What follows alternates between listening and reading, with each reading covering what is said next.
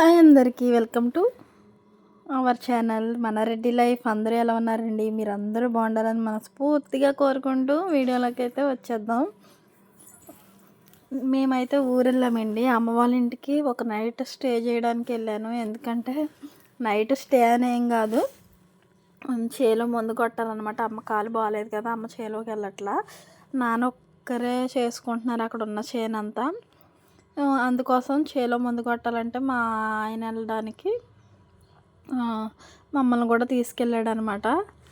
వెళ్ళాము. వెళ్ళి ఇంకా ఆ రోజు నైట్ వెళ్ళాము కదా, అప్పుడు ఏం వీడియో తీయలేదు. తెల్లారి వచ్చేసే ముందు అమ్మ వాళ్ళ ఇంటి దగ్గర చేలో కాదండి, పక్క స్థలం మాదే. స్థలంలో పువ్వులు అయితే పూసినాయి, కనకాంబరాలు. సరే కోసుకొచ్చుకో అంటే వెళ్ళి కోసుకొని వచ్చానమాట. కోసుకొని తెచ్చి కడితే అంత మాల అయిందనమాట. మొక్కలు కూడా పీకానండి, కాకపోతే వేయడానికేమో తేవడం మర్చిపోయాను వేయడానికి.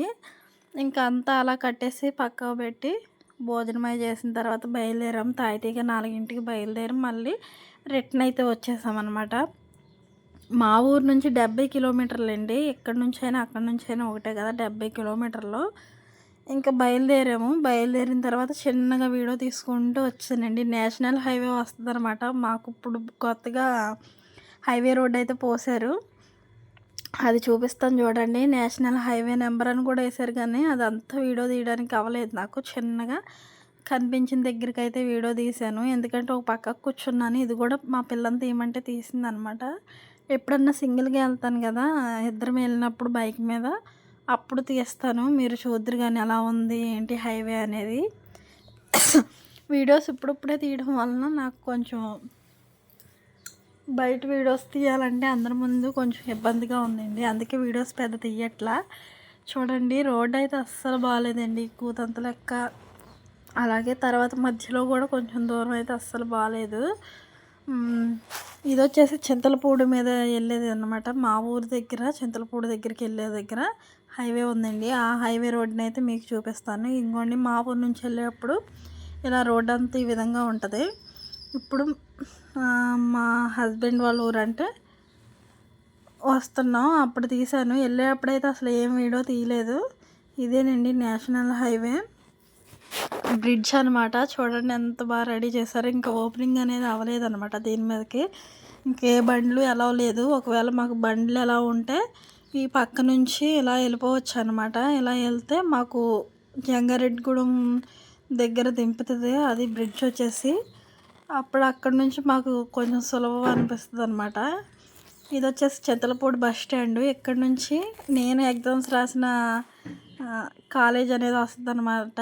గవర్నమెంట్ కాలేజీలో నేను 10th ఎగ్జామ్స్ అయితే అక్కడే రాశాను. 10th ఇంటర్ కూడా ఇక్కడే రాశానండి ఎగ్జామ్స్ అయితే. ఇదే కాలేజీ వచ్చేసి. అలా చిన్న క్లిప్ తీసుకుంటూ వెళ్ళాను.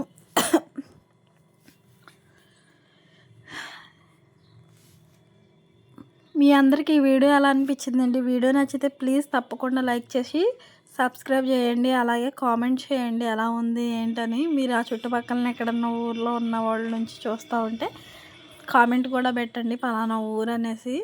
మా ఊరైతే చింతలపూడి దగ్గర అనమాట.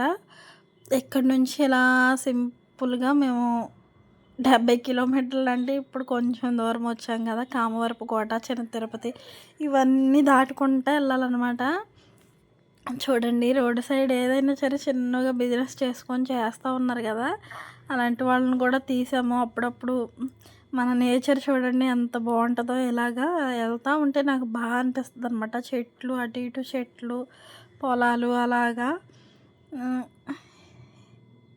ఏ పని చేసినా గౌరవంగా చేయాలి కదండి. అలాగే మనం ఏం చేస్తున్నాం అనేది కాదు ముఖ్యం, అందులో ఎంత నిజాయితీగా ఉంటున్నాము అనేది ముఖ్యం నాకు తెలిసి.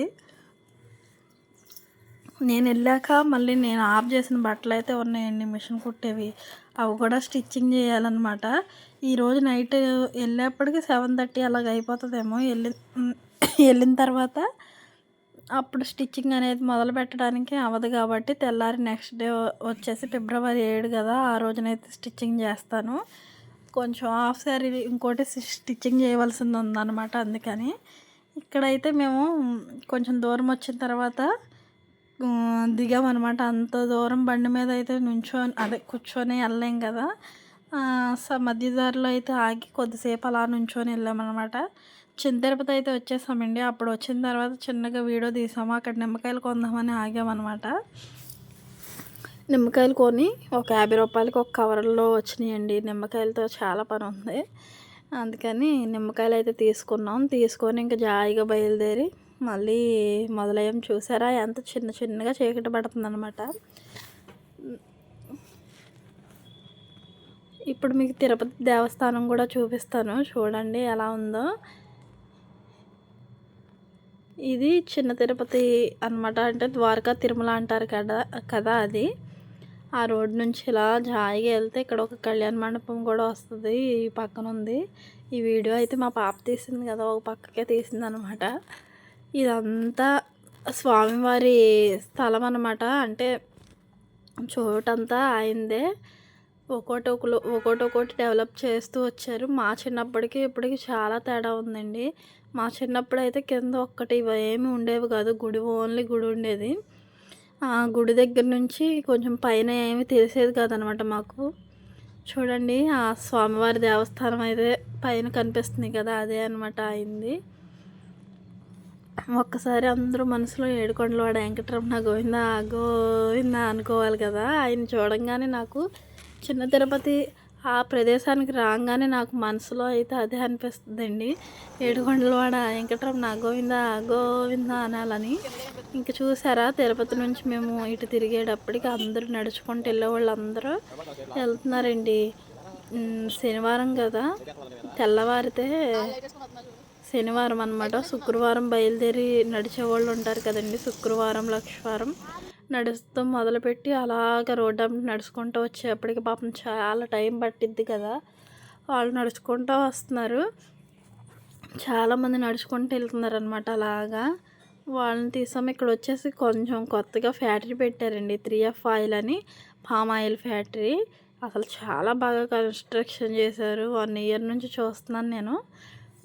1 ఇయర్ నుంచి కన్స్ట్రక్షన్ జరుగుతూ ఇప్పుడు మంచిగా మొత్తం అంతా రెడీ అయిపోయింది అనమాట. ఇంకా చీకటి కూడా పడిపోయింది చూడండి. సూర్యుడు అయితే లోపలికి వెళ్ళిపోయి చంద్రుడు వచ్చేస్తుంది.